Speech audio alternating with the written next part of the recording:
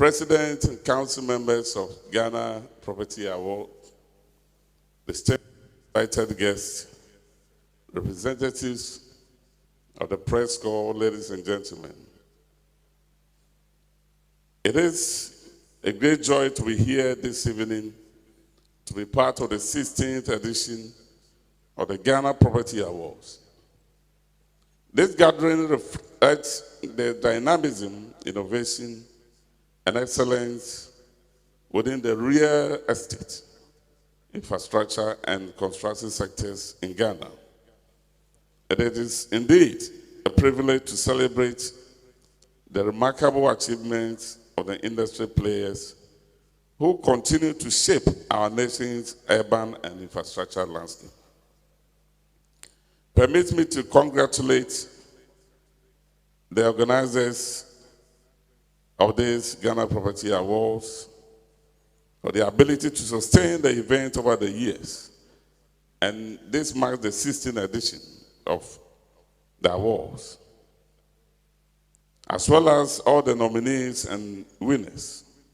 Your outstanding contributions have not only raised the industry standards, but also reinforced Ghana's position as a beacon of excellence in property development across Africa.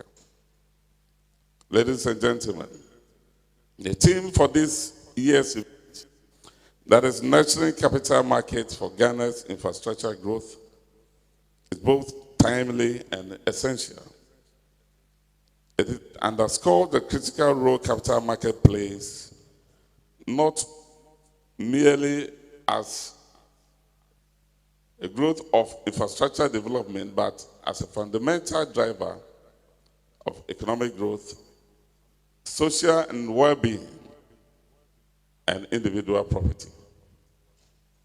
Importance of our home to us as individuals cannot be overemphasized. To many, it is more than just a roof over our heads and a place to live and rest. Our homes mean much more to us than just a shelter. This is the center of most important relationships that evolve in our lives. It is the place where we raise our families and receive our friends and our neighbors. Indeed, homes, and for that matter, housing in general, is fundamental to the health and well-being of people and the smooth running of countries. This explains why it is fully entrenched in the United Nations Universal Declaration on Human Rights. Thus, having a home is a basic human right that allows us to live a happy and fulfilling life. Mr. Chairman, notwithstanding these attributes and the growing housing market that is expected to supply these homes to Ghanaians, it is saddled with a lot of challenges that eventually make home ownership very complex and as expensive venture for most of our citizens. The cause of these complexities are not far-fetched and can be attributed to our unpreparedness over the last few decades to meet the challenges as well as opportunities that urbanization and population growth present to us. Certainly, we must take stock of how our housing sector is being developed and provide sustainable solutions, which will contribute sustainably to developing a sector as well as contributing to making cities inclusive, safe, resilient, and sustainable, as the United Nations Sustainable Development Goal 11 enjoins us to achieve. Ladies and gentlemen, significantly, the creation of sustainable housing markets requires the government, the private sector, academia to consider researching sustainable designs and appropriate building material that will help reduce construction costs and create access to housing for the majority of the Ghanaian population. Ghana's current urban population stands at 57% of the total population, and with the urbanization rate of 5.8%. As a result, housing has become one of the critical developmental issues facing us as a country. Again, statistics from the 2021 Population and Housing Census report indicate that although the sector has presented strides of growth over the medium term, with an estimated level of housing deficit reducing from 2.8 million units to 1.8 million units, the housing delivery system has failed to meet the needs of low to middle income group. And Mr. Chairman, you know that some of the houses that we see in Accra, and especially the mountains, are empty. Not that people are afraid to go and live in them, but the prices are preventing people from living there.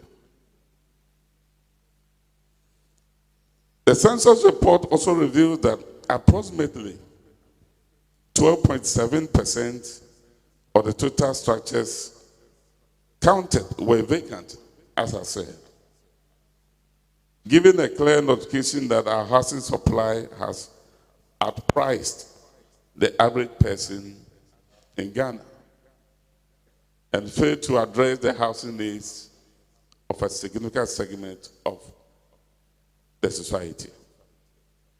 It is for this reason that the government has prioritized the delivery of affordable housing units over the medium term and further desire to institute a pragmatic approach to addressing the affordability gap and increase access to various affordable housing, thereby reducing the housing deficit.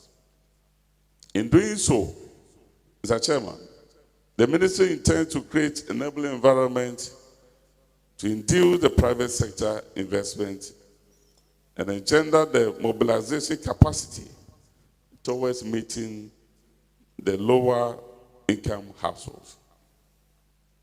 The prevailing strategy of government is to secure land banks.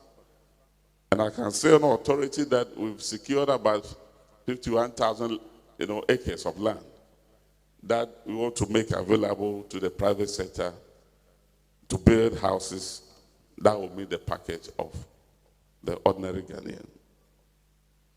Government is also providing horizontal infrastructure at designated affordable housing enclaves to leverage private sector investment for affordable housing construction.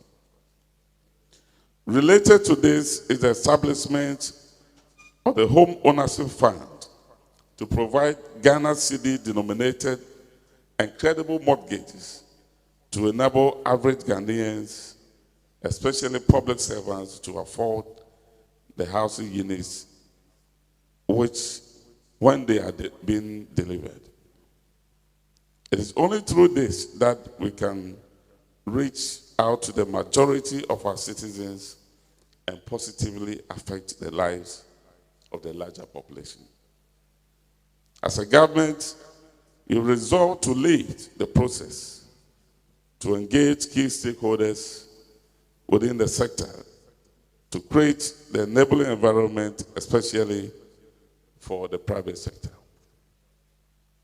Apart from the formulation of legislation and policies to streamline the activities of the sector, government believes in dialogue with industry players to ensure high-level professionalism, transparency, and result-oriented programs. Ladies and gentlemen, in this regard, the ministry is confident that lessons learned through some of these engagements will offer ideas needed to provide homes to help reduce the housing deficit that is currently facing the country. And on this note, I wish to extend my sincere appreciation to the organizers for extending this invitation to me. And congratulations once again to all nominees and winners. May your achievement inspire even greater innovation and excellence in the years to come. I wish you all very fruitful deliberation and a wonderful evening. And may the good Lord bless us all. Thank you very much.